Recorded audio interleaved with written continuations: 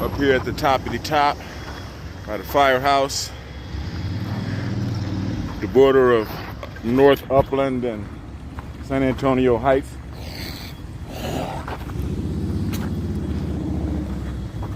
Getting rid of all of the congestion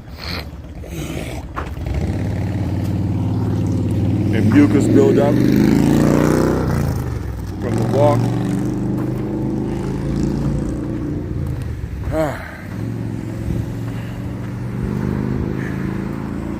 This time I ran and it felt good. Oh yeah. Whew. I gotta say, it felt good.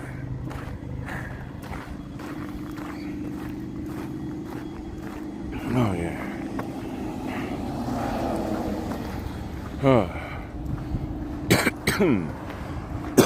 Still coughing up phlegm. There's a little winter cold going around. People were coughing and sneezing on the plane when I was coming back from Chicago.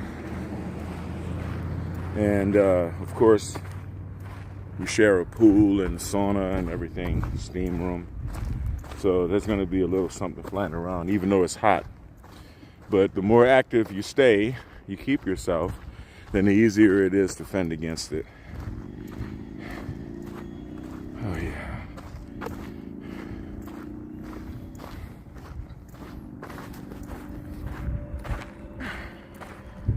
So we always talk about objectivism, right? We can talk a little bit about that this morning. We hold three things of prime importance. Reason, purpose, and self-esteem. Reason, because man is the rational animal. Every definition has a genus and a differentia. A Ford is an American car. Car is the genus, American is the differentia. Man, according to Plato, and I think he's right, is the rational animal. Okay? So, we survive by means of our gray matter. So yeah, reason. Purpose, meaning freedom, basically. You define your life as you see fit, right? And self-esteem, right? Which is the combination of self-efficacy, the knowledge that you can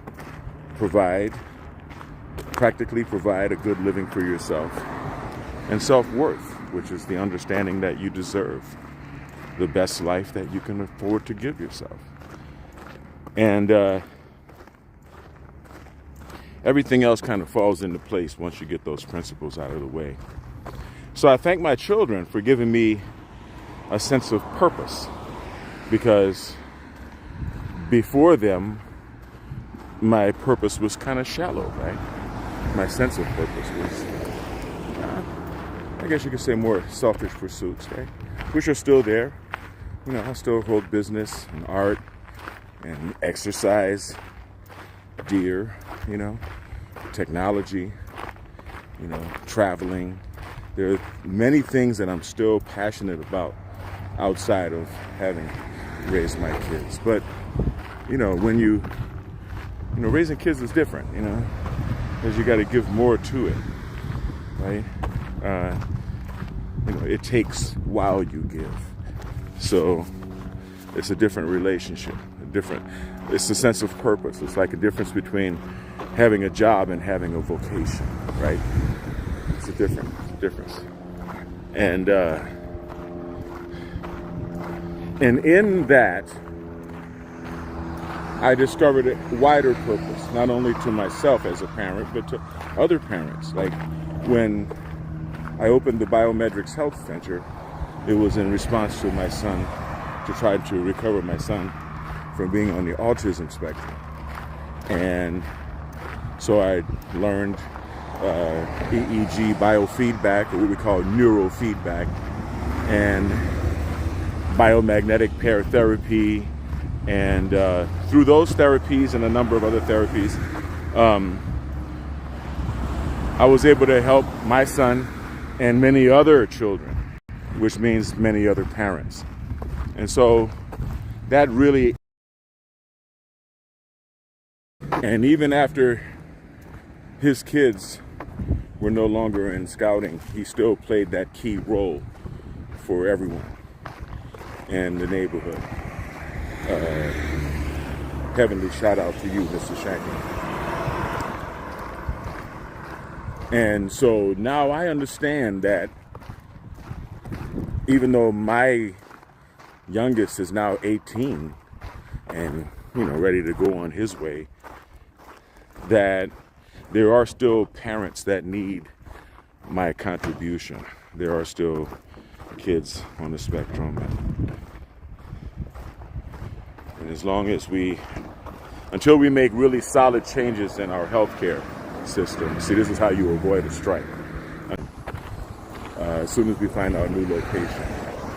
And that's becoming more of a challenge than it appeared at first. But we're still digging with it.